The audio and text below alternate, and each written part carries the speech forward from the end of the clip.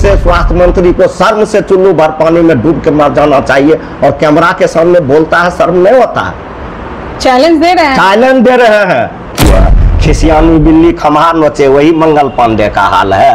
काम तो करता नहीं है स्वास्थ्य विभाग में। जिस दिन से ये स्वास्थ्य विभाग में आया उस दिन से वह मंगले हो रहा है।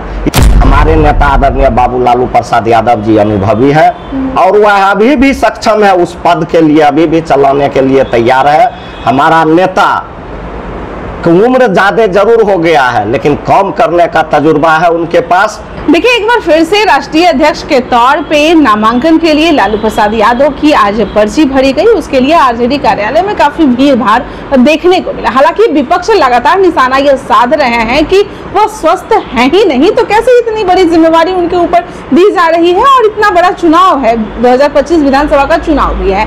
इसी बाबत आज हमारे साथ बात करने के लिए आरजेडी के ही विधायक हमारे साथ रामवीर सदस्य जी हमारे साथ जुड़े हुए हैं। आज उनका नामांकन हुआ, विपक्ष तो हमलावर हो ही रहे हैं कि स्वास्थ्य उनका सही नहीं है, कैसे इतनी बड़ी जिम्मेवारी उनके कंधे पर आप लोग दे रहे हैं? बहुत बहुत धन्यवाद, आपने बात किया विपक्ष के।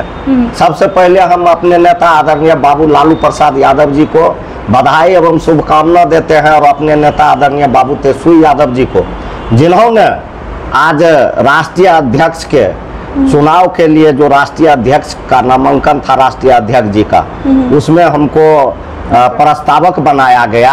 इसके लिए मैं उनको धन्यवाद देता हूं। और जहां तक जिम्मेवारी की बात है, आपने देखा होगा कि हमारे राष्ट्रीय अध्यक्ष कभी काम से थकते नहीं हैं। आज नहीं, बरसों से ये राष्ट्रीय अध्यक्ष हैं, और राष्ट्रीय अध्यक्ष इनके नेतृत्व, कुशल नेतृत्व में एक ऊंचाई कायम किया है राष्ट्रीय जनता दल। इसलिए हमारे नेता आदरणीय बाबू लालू प्रसाद यादव जी अनुभवी है, और वह अभी भी सक्षम है उस पद के लिए, अभी भी चलाने के लिए तैयार है। हमारा नेता की उम्र ज्यादा जरूर हो गया है, लेकिन काम करने का तजुर्बा है उनके पास, और उनके पास काम करने का जज्बा है। हमारे नेता के देखकर विरोधियों को क्यों पसीना छूट रहा है? हमारा नेता काम करने वाला है, वह 125 साल के उम्र में भी राष्ट्रीय अध्यक्ष बने रहेंगे। प्रदेश अध्यक्ष में भी मणिलाल मंडल हैं, वो उनका भी एज हो चुका है, और इनका भी तो मतलब चुनाव है, इसके लिए ही सवाल ज्यादा है। वैसा कोई बात नहीं, चुनाव हम लोग लड़ेंगे तो उन लोगों के पेट में काहे दर्द हो रहा है? चुनाव हम लोगों को लड़ना है, महागठबंधन के लड़ना है, हम लोगों के नेता आदरणीय बाबू तेजस्वी यादव के अगुवाई में लड़ना है, और हम लोगों के नेता आपके पास नियति भी है, हम लोगों के नेता के पास नियम भी है, और हम लोगों के पास युवा नेता बाबू तेजस्वी यादव जी भी है। इसी को लेकर हम लोग मैदान में जा रहे हैं और चुनाव लड़ेंगे। अच्छा, मंगल पांडे का घेराव, उनके आवास का घेराव आज जन स्वराज वाला पार्टी कर रहा है, वो मुजफ्फरपुर के घटना को लेकर, और मंगल पांडे कह रहे हैं तेजस्वी यादव को कि उनको मतलब खुला चैलेंज दे रहे हैं, दम है तो आ जाए, डिबेट हमसे करवा ले, कितना वो स्वास्थ्य मंत्री थे तो वो कितना काम किए थे और हम कितना काम किए हैं। वह पूरा बिहार के लोग जानता है कि हम लोगों के नेता आदरणीय बाबू तेजस्वी यादव जी कितना काम किए हैं। खिसियानी बिल्ली खम्हार नोचे, वही मंगल पांडे का हाल है।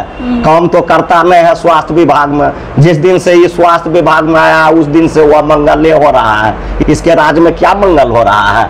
जिस हम लोगों के नेता आदरणीय बाबू तेजस्वी यादव जी जब स्वास्थ्य मंत्री बने तो जीवन रक्षक दवा जितना था सभी गरीब को फ्री मिलता था। 8 बजे ओपीडी खुल जाता था, तो बेड नहीं दिया जाता है, छटपटा के दम तोड़ देता है। ऐसे स्वास्थ्य मंत्री को शर्म से चुल्लू भर पानी में डूब के मर जाना चाहिए, और कैमरा के सामने बोलता है, शर्म नहीं होता है। चैलेंज दे रहे हैं वो भी चैलेंज, पूरे बिहार के जनता चैलेंज उसको दे रहा है। रमेश सदा चैलेंज नहीं दे रहा है। एक दलित बच्ची के साथ बलात्कार हुआ और छटपटा के मर गई, उसको बेड नहीं मिला। ऐसे स्वास्थ्य मंत्री को तुरंत रिजाइन दे देना चाहिए। 2025 फिर से नीतीश, ये नारा लगातार गूंज रहा है।